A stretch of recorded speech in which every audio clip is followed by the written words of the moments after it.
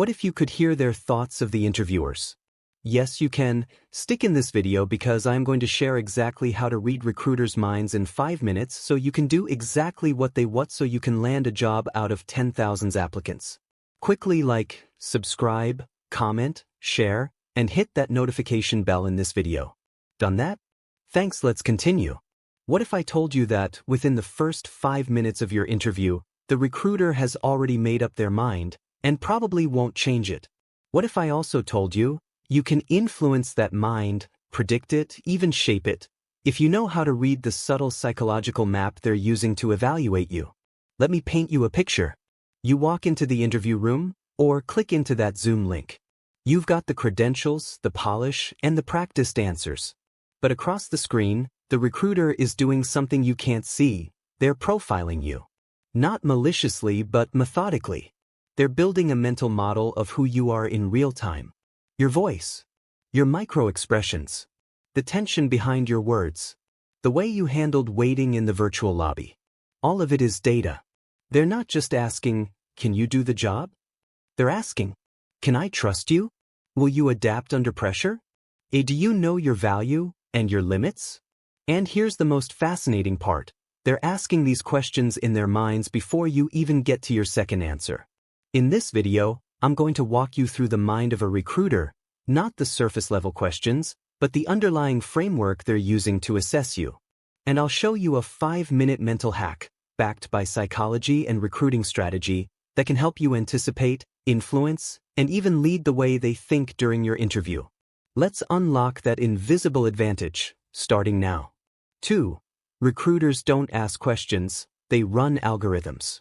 Here's the truth no one tells candidates. Recruiters don't just ask questions, they run internal algorithms.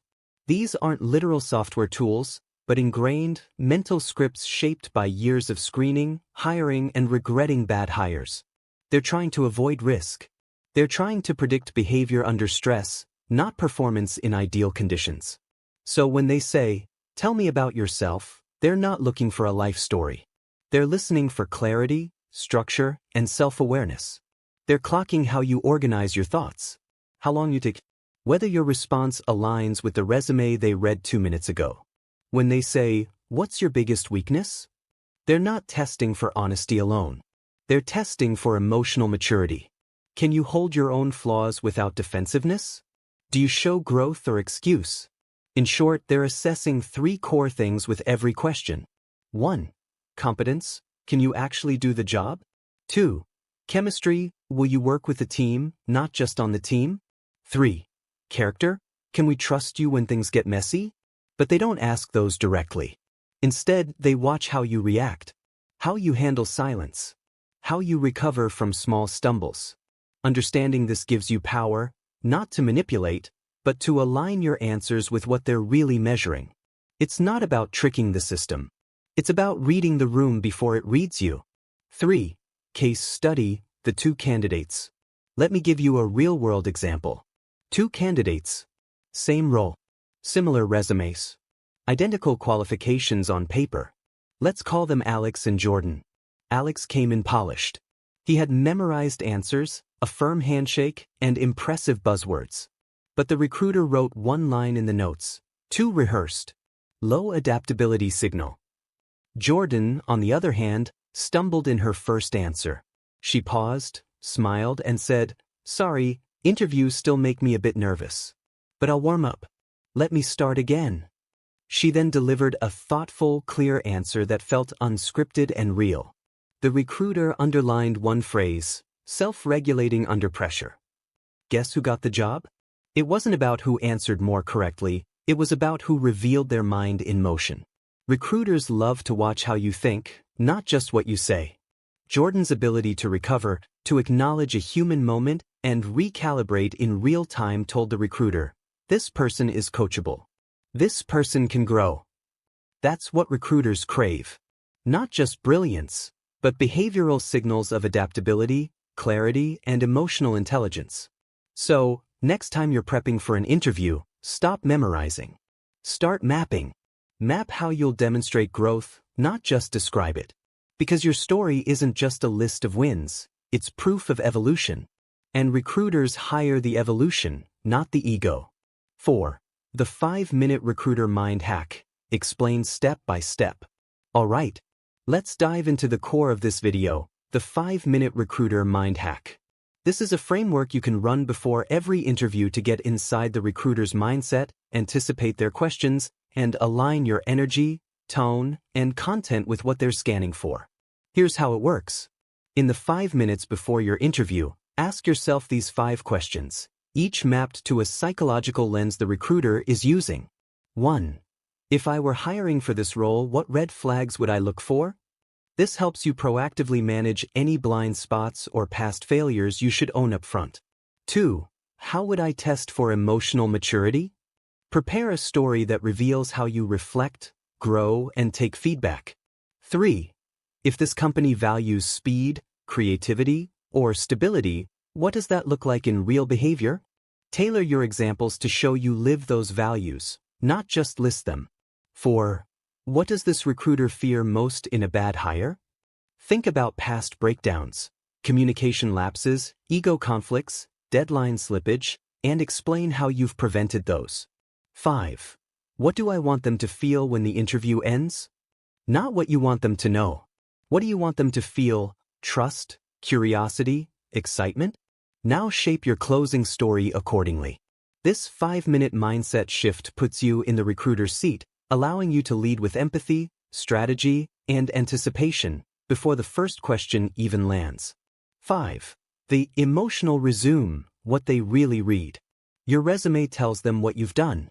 But in an interview, what recruiters are reading is something deeper, your emotional resume. This is the invisible record of how you handle conflict, how you talk about old managers, how you narrate your own life. Do you speak about former employers with bitterness or curiosity? Do you own past mistakes or shift blame in subtle ways? A recruiter once told me, the way a candidate talks about their past tells me everything I need to know about how they'll behave when things get hard here. So instead of listing job duties or parroting wins, focus on this question. How do I make people feel safer, smarter, or stronger when I'm on the team? Because that's the resume recruiters are reading with their gut.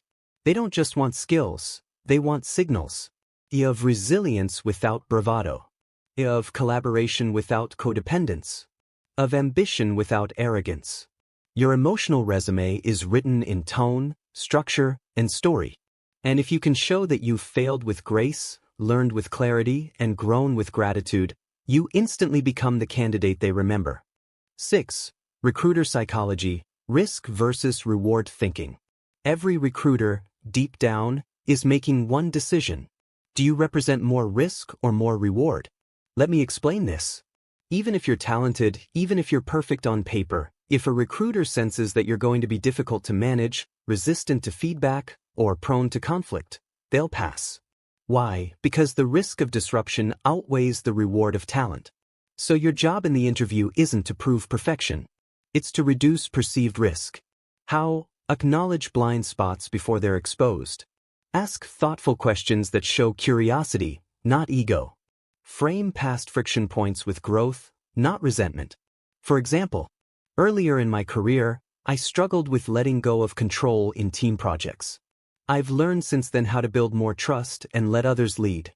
That shift made me a better collaborator, and it helped me focus on what really mattered.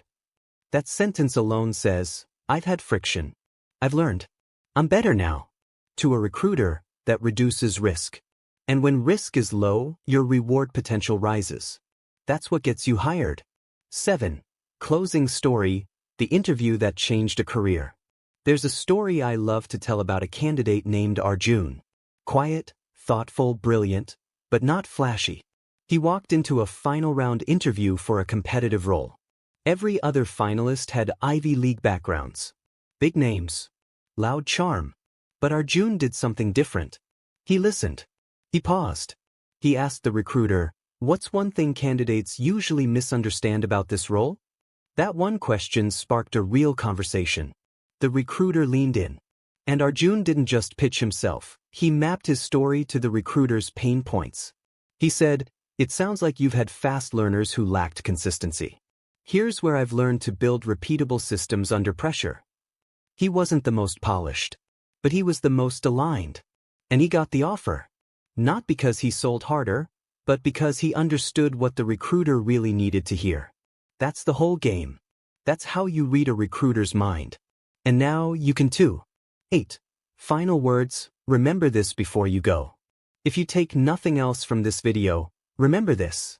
Recruiters aren't hiring resumes. They're hiring relationships.